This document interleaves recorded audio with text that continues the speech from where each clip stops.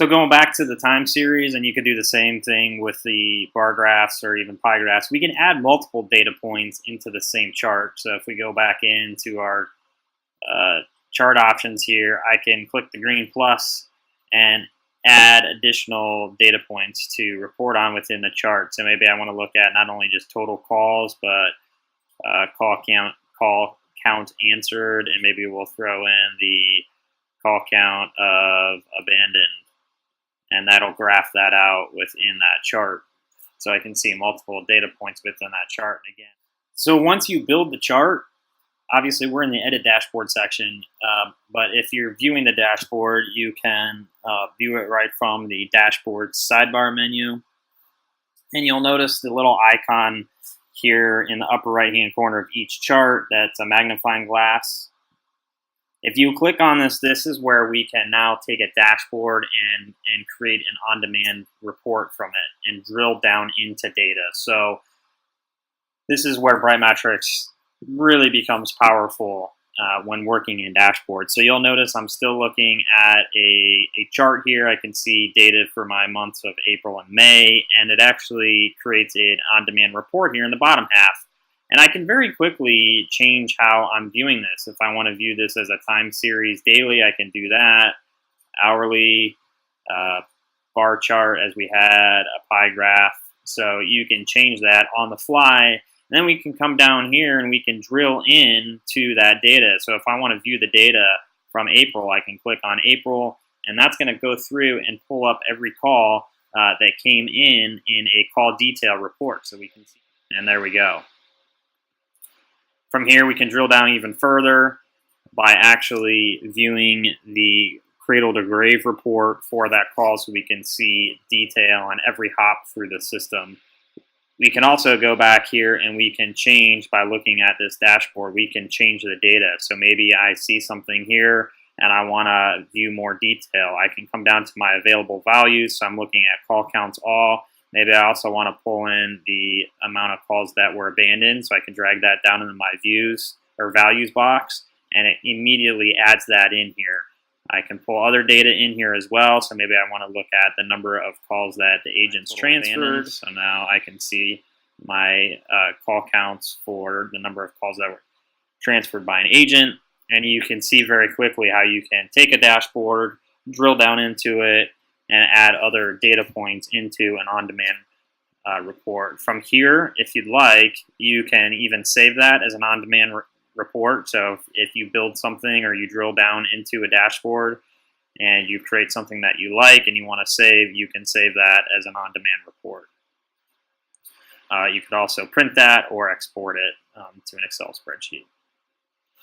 All right, so within dashboards too, just from a higher level overview, I know this isn't considered advanced stuff, but if you go into Edit tab, you can change the tab color here. You can change the number of columns wide. So right now the default is 2, so this chart is spanning 2 columns.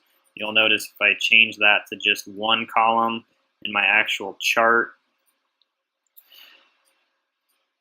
I can have 2 charts then side by side,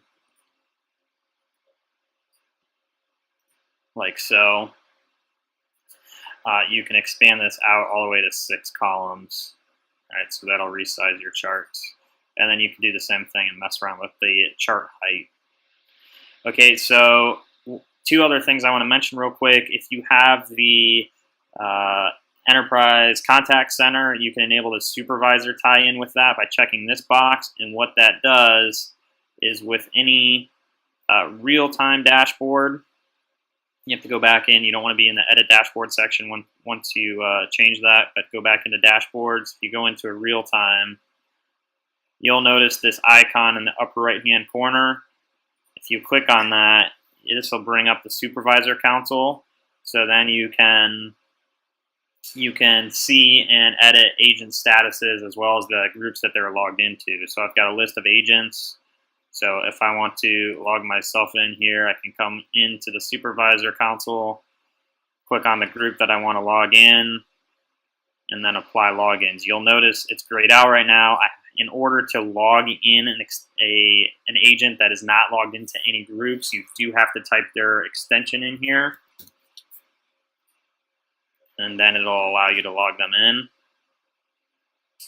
You can click on the, unselect. So again, I'm still on myself here, so I can control the release status too and which code.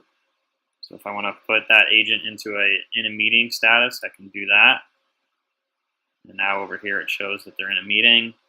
If I want to bring an agent out of a release state, maybe they shouldn't be in release, click on resume. I can also log them out. And there we go. So all these that are grayed out here, all the groups that they're logged out of, and any that they're logged into will appear at the top there in the logged into groups.